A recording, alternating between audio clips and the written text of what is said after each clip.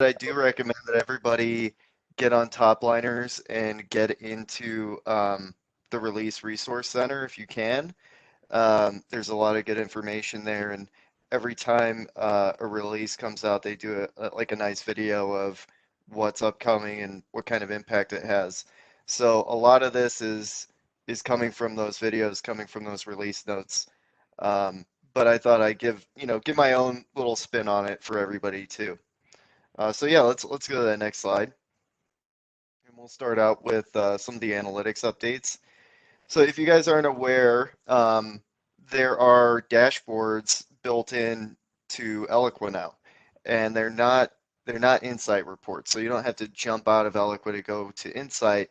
There's a dashboards page, and Oracle has been working very diligently to make this more and more useful of a tool. So what they've been doing here, the first point we can see is they added this account engagement activity dashboard in 20A, and let's keep adding things to this. So this is the beginning of a roadmap, I think, in terms of more account features in Eloqua. So anybody that has CRM integration is bringing in account data into Eloqua. You'll start to be, getting a lot more actionable intelligence out of that. And so, with 20B, they'll be updating that as well, making that even more robust. The email link activity. Okay, so this one is pretty useful, I think, especially when you're looking at heat maps of your emails. You want to know, what CTAs are driving the most click-throughs. And prior to this update, it's not as clear. If you're using the same URL throughout your email, which one is actually doing that. And so now the heat maps will be able to show, okay, it was the main CTA or it was some other link that went to the same place. So, and also, I guess I should mention, if you don't already have 20B, I think the next rollout starts tomorrow. So, all these updates from 20B should be up and running shortly for everyone. Let's go to the next one. So more insight updates. So, sort of aligned with the dashboard updates and some of the other things that are coming out. There are new subject areas over in Insight. There's new canned reports that you can run there as well. And of course, if you guys have enabled your analyzer users, you can use those ingredients, so to speak, to build more robust reports. So now you've got the account engagement stuff over there in Insight as well. And there's some new stuff in terms of email open device metrics. This is a cool one too. So you can see, not only what um, what email client people are using, but what device is that being used on? What screen orientation is that? Like you could get really deep with that stuff now. And you can take that and bubble it up, and maybe that changes the way you um, do your segmentation or the way you design your emails. There's a lot of digging and useful stuff you could do there. Let's go to the next one. And so, yeah, the other insight updates I was mentioning. So, account activity stuff sort of tied back to the dashboard enhancements. Um, Oracle rolls these things out across the board. So there's also API updates related to all this as well. And so you can just see some of the other reports that are being added there. Let's go to the next slide. So, and I left out some of the things, some of the updates that I didn't think really applied to you guys. So I'm not mentioning anything about Sales Cloud here. Oracle's been doing great work with the Sales Cloud app as well. It's been my observation that more sports teams are using Salesforce. So, um, they've been adding this new functionality here. So I'm really excited about email address change. It's not, it's something we had in the old integration, and I'm really looking forward to seeing how it works in the new app. I know this is a big issue for people because CRM supports records with multiple email addresses. And what do we do when somebody changes their address? How does that work with Eloqua? So now we'll be able to actually look at that and address that. Um, Today we do things like set up an Eloqua form for someone in CRM to submit. Um, One thing I will mention that if you do want to use this, you do need to have change tracking on for that field. So I know that's something you may need to think about. The form submit marketing activity was a sort of a critical missing piece to the puzzle from the native integration as well. So that goes a long way toward closing the gap between the two in terms of functionality. Um, so we have basically all the other marketing activities from the old integration.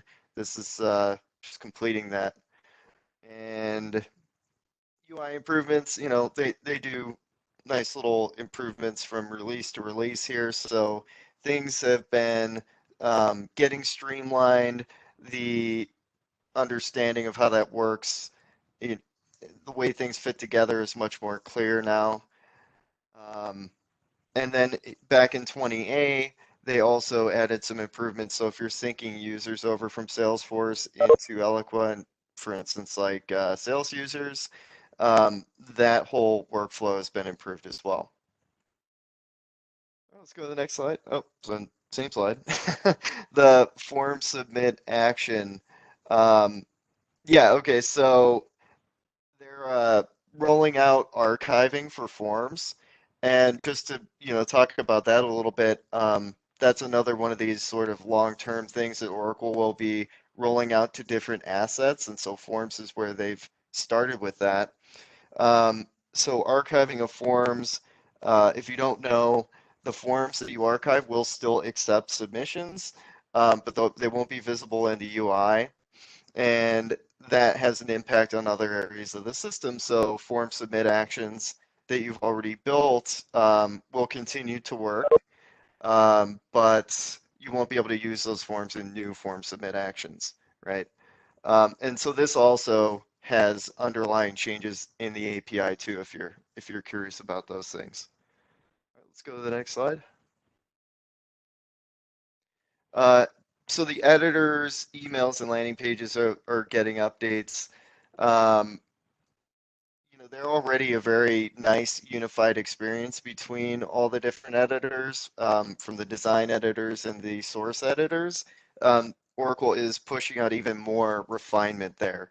And the look and feel is getting really nice tweaks and enhancements. So things are more clear, they're more modern looking, etc. There's a new warning that will be given in the HTML, or for custom HTML in the design editors.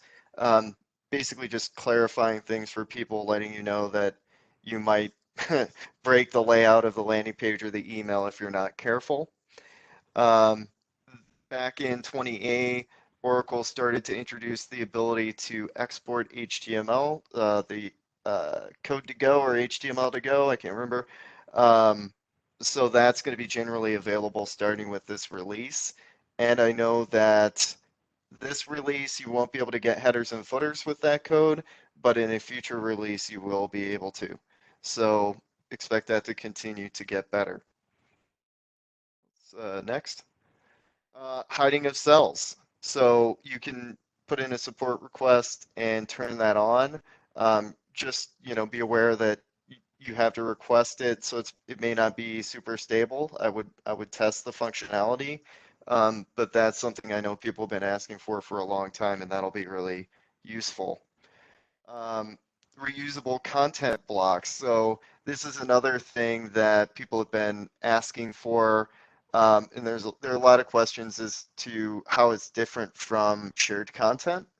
So shared content is something that you can reuse over and over across assets, and it becomes a one-stop shop for making changes to update everywhere. So if you're familiar with coding like PHP or anything, we would refer to this as a partial. It just makes updates a lot easier. The reusable content blocks are generic um, things that you create, layouts that you create that you can drop in and change in only that place. So if you've got something you use over and over in an email and it's just a waste of time to recreate the header, the body, the image in the same layout every time, this is for you. You can just drag it in and put in your content and not have to worry about changing a landing page that was using the same thing or anything like that.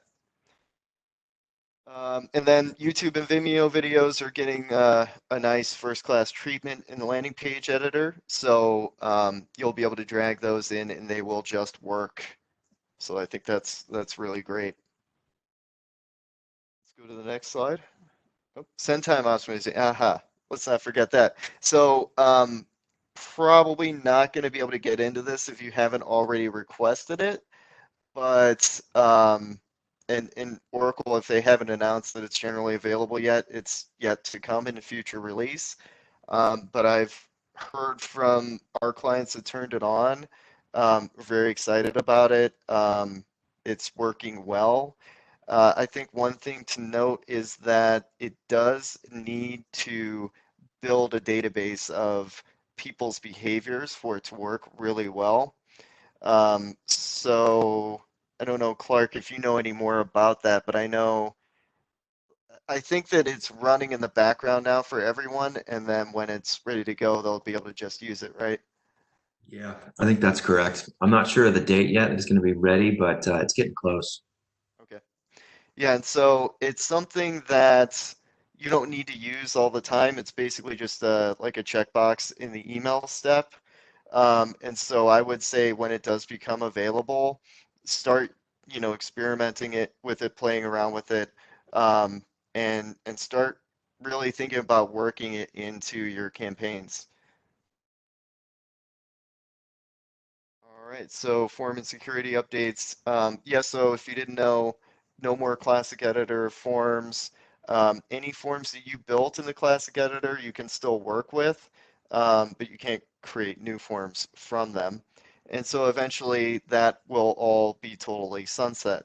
Um, Something I don't know if people really realize is that you can go to a classic form and save as a new responsive form. And there's multiple reasons why you will want to do that. Um, One that comes to mind is that the responsive forms add more validations for things that we used to have to do custom in the JavaScript. They're built into the responsive code now. So you can check to see if somebody um, selected a radio button or a checkbox, things like that. And then, as I mentioned earlier, Forms archiving functionality is going to roll out with this release. So, I would say definitely look at using that. It's going to clean up the interface. It's going to have less confusion for people having to hunt through and look for things. Let's go to the next. And security. Okay, so this stuff is really important, I think, right? Because a lot of you guys have branded domains with your deliverability package. And what this means is assets in the Eloqua component library, system generated links, and a few other things are impacted by this. So today, branded links do not have SSL on them. And what that means in 2020 is that images might not load, people might get warnings in their browsers, they may not be redirected, any number of things. So Oracle worked behind the scenes with Akamai, who's the content distribution partner for Oracle, to enable this for image hosting. And it's becoming a much more streamlined process for enabling this functionality. Um, SSL on the branded domains was closed in 20A, but we have not encountered any resistance when asking for this for our clients. So I would definitely encourage you guys to look into it. I know some of the people on the call were already doing this. And then the provisioning enhancements for SSL. Last year, I think, or even 2018, Oracle started making it more self-service, and that's just getting easier and more intelligent. It's starting to make you think about, what type of certificate should you get. And this is something with these two together that we've been thinking about as a team is what's the most efficient way of getting these certificates and getting them out there. Um, and especially with you guys, something that I kind of want to bring up on this call is that it does tend to vary by league how we go about doing this. And we've encountered different scenarios there, but I guess just know that we're we're thinking about that stuff, and we're working to make sure that it's done right and as efficiently as possible. And I think that's the last bit. Oh, nope. Marketing Operations Center. Okay, so this one is new as of this year. The interface has gotten a nice facelift. And if you haven't noticed, Oracle has been updating all of the charts and graphs that are directly in the product to just look nicer, give you more actionable information. And so this is one of the more recent updates in that regard. If you can remember the old interface, it wasn't terrible by any means, but this is just much more pretty and easier to digest. Next. I think that's it, Jesse. Okay, that's it. Yeah, that's the Cool. real it. Yeah. I know one of the things I'm excited about is send time optimization. That's one of the ones that I'm very excited about. And then the branded So, domains. So that's exciting. Jason, do you think you could talk a little bit more about STO and like the guts of it, what it does? Yeah, sure. From a strategic perspective, so what is happening in the background right now within your Oracle account is Eloqua is keeping track of when people are most likely to open your emails. And so when you turn on send time optimization and you launch a campaign, for people that there is no data on, those people will be sent the email at the specific time that you specify. People who are part of send time optimization, if they've got some information, some data in their account that shows that they're most likely to open up their emails at say 5 p.m. once they're on their train on the way home from work, then that's when Oracle will send that email for that specific person. And so it's individualized down to an individual level based on your past activities. So if you're a midnight reader and you always spend time right before bed reading all of your emails and checking out what's going on out in the world, Eloqua is going to keep track of that for you. And then the next time an email is ready to be sent with send time optimization, it will send you that email so that it's top of your inbox. And that means that you're more likely to get opened and read rather than it being buried down in the bottom. If it's sent during the regular business hours, but you don't read it until later on, there's going to be 50 other emails on top of that email for people to plow through before they get to yours. So this is a way to try and increase engagement with your emails by sending people the messages when they're most likely to open it.